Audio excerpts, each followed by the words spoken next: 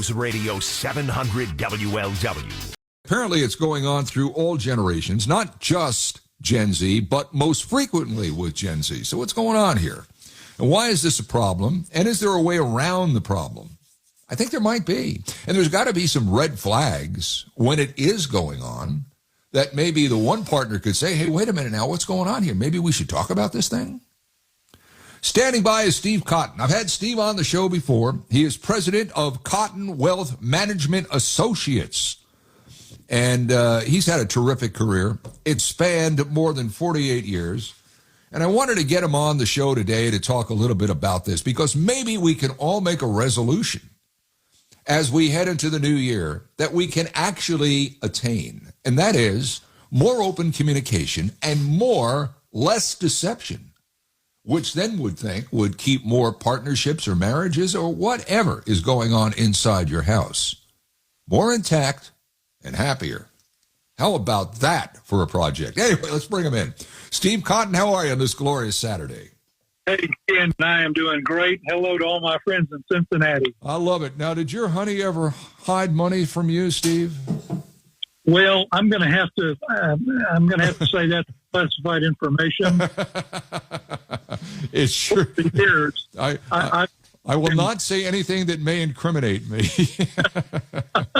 I've been married before and divorced, and I'm married to the woman of my dreams now, so we have none of those kinds of issues.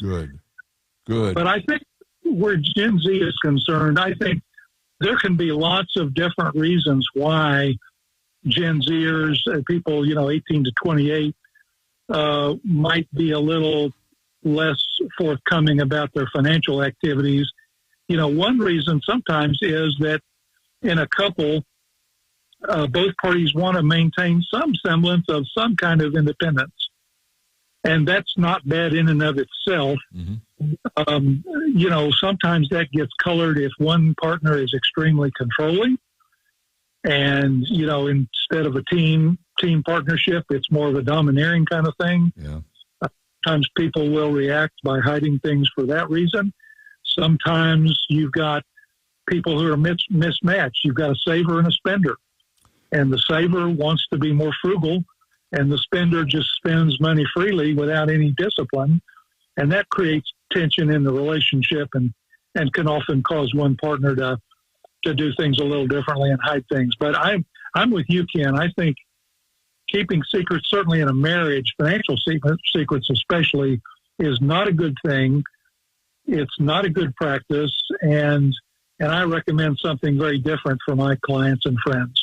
Yeah, the thing is, you have to obviously know what you're doing and who you're going to do it with when you go into a marriage. But I don't want to say it's a generational thing. I'm not sure that's completely fair, but it does seem to me that people marry later in life now than they did maybe when I got married, maybe when you got married. And because of that, they build up some sort of wealth themselves. They have a career, they have money, and then all of a sudden they come together. And instead of dumping all of that money into one pool, they're very protective of the money that they came into the relationship with. And it wasn't that way all those years ago, those many, many years ago when I first got married. And I'm guessing it's changed over the course of time. But I think, Steve, it's really something that just came to the forefront here with Gen Z. And I think that's more has to do with why it's this way than I think anything else. And am I wrong, or is that just some anecdote that I believe in that's not true? I think there's a lot of truth to that, but I also think it's, with people that are 18 to 28, they may not have had that much experience yet working as a financial teammate with a partner. Mm-hmm. So some of it may just be a lack of experience. Some of it may be extreme caution.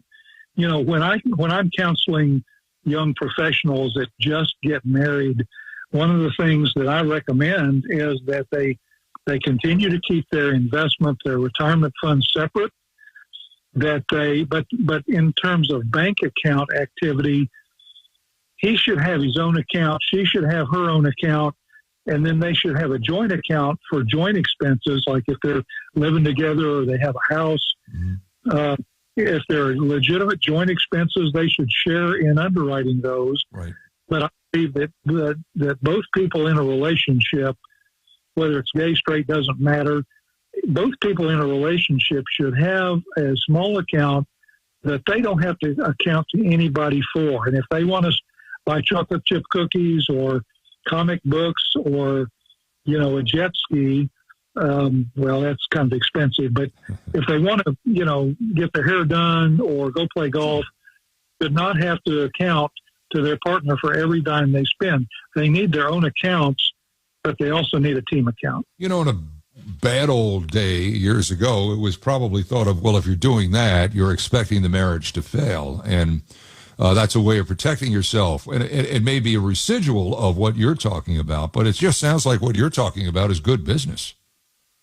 Well, it is. I saw a situation. I had a client one time who she was the saver, and her husband was a spendthrift, and he wanted her to put all of their money in one account, and there were going to be no constraints. And he also wanted her to pay off, an $80,000 worth of debt that he had, and she had credit card debt.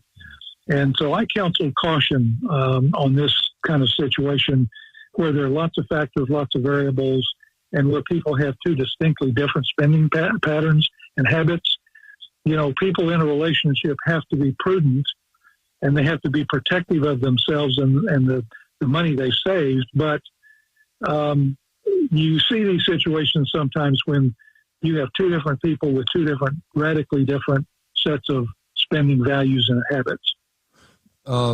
18 to 28 is the Gen Z group. And again, this survey said around 9 and 10, about 91% say they have argued with their partner about finances, compared to 76 across all age groups. I think those numbers are low. I'm sure, if not an argument, serious discussions have occurred within every marriage about finances at some time or another. But one of the things I did see, Steve, this week that I was encouraged by, Bankrate.com released a survey and of the outlook they have for 2026.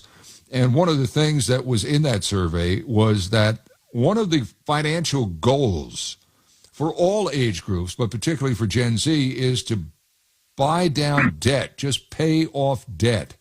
And I think one of the things that a lot of people, particularly the younger folks, get into is this spiral of debt that just absolutely sinks them financially and in turn probably sinks their marriage. So I'm encouraged by that. If people really are past kicking debt down the road and want to buy down debt and get rid of it, or at least most of it, I think much of what you and I are talking about right here probably goes away. Well, I think that's right. I think that is a wonderful objective. I recommend that highly to the people that I counsel because, and we're swimming upstream a little bit. We're swimming in a culture that is buy now, instant gratification, don't wait, don't save. If you want it now, get it now. And that runs contrary to good, prudent fiscal management. And the credit card companies take advantage of this. I call them financial vampires. Mm-hmm.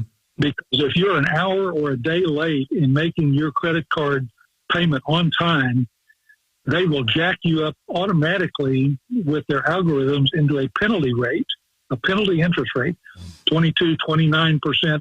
It's absurd. Yeah. And under the law, they do not have to lower your rate until you've made at least 6 months of on-time payments. So they count on people being late. They want people to carry huge balances because they make a killing when they can jack you up into a penalty rate and you're carrying a big balance. So if best practice is to limit your credit card spending, pay off that balance every month in full and do it on time. And then I guarantee you they will hate you. Well, too bad for them, right? Steve Cotton's our guest. He's president of Cotton Wealth Management Associates, and we're talking about financial infidelity among couples, among people that are in a relationship or a marriage together. We talk about the solutions. What are the red flags? I mean, how would you know in a relationship if there is some sort of financial infidelity going on? I think if you discover your partner has accounts that you were unaware of, if you discover your partner is squirreling money away, you get a paycheck of X and yet, only Y seems to get deposited in a joint account. Mm-hmm.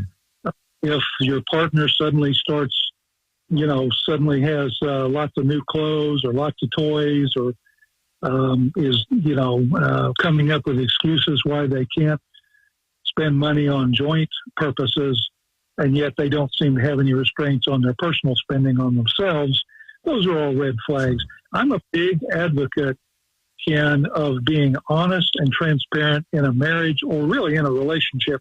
If you've got two people who've been dating a while and they're very close and they are committed to each other, transparency is always good. Now, there's an asterisk on that. If one is a big saver and one is a big spender, the big spender isn't really always going to want to tell his partner, oh, he went out and spent some more money.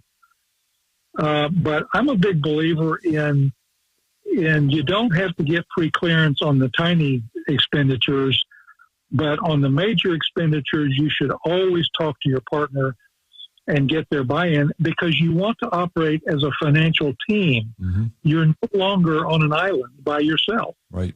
And your financial decisions, especially on big things, will impact your partner, and you need your partner to be a teammate, not a victim. Right. Everybody on the same page, no question about it. I can't let you go without asking you this. 2026, I see a lot of mixed reports as to what 2026 is going to look like from personal wealth point of view and certainly from how this country will do as a whole in 2026. We know the big, beautiful bill kicks in, and that will be, I think, a financial boom to a lot of different areas of the world, not the least of which is those that wait on tables, those in the food service industry, things like that. But I also know that we're not just a U.S. economy, we're a world economy. And if somebody, for example, burps in South Africa, the repercussions are felt all over the world. So I'm just wondering what your outlook is for 2026. Is it robust? Is it bust? Or is it something in between? No, I am cautiously very optimistic about next year, and I'll tell you why. I was in Washington and working on Capitol Hill in 1980 through 1986 during the 8 years of the Reagan administration, and I watched him cut taxes. I watched him rebuild the defense budget. I watched him trim regulations. And that led to the longest peacetime economic expansion in U.S. history that went all the way into the Clinton years. Mm-hmm. I will tell you, with what Trump is doing to reduce trade barriers to our companies, to reduce tariffs on our goods and services, to attract $18 trillion of new foreign investment into the United States, what he's done with no tax on tips, no tax on overtime, you pay no interest if you buy a car that's a U.S.-made car, and a $6,000 tax credit for people on Social Security. You put all of this together and his deregulatory efforts, what he is doing is 100 times bigger than what Ronald Reagan ever did. Wow. So I am cautiously optimistic. Now, market volatility is normal. It's healthy. But I think this economy is going to be poised for expansion, and you've also got the Fed lowering interest rates, which will put wind under those wings. So I am very, very cautious, but very bullish about 2026 and beyond. Love to hear that. Steve Cotton, he is with Cotton WMA. That stands for Wealth Management Associates, cottonwma.com. Steve, it's always good to hear your voice. Merry Christmas to you and yours. And for your time today, we appreciate it. Thank you so much. Look, thank you. God bless everybody in Cincinnati. Love to hear that.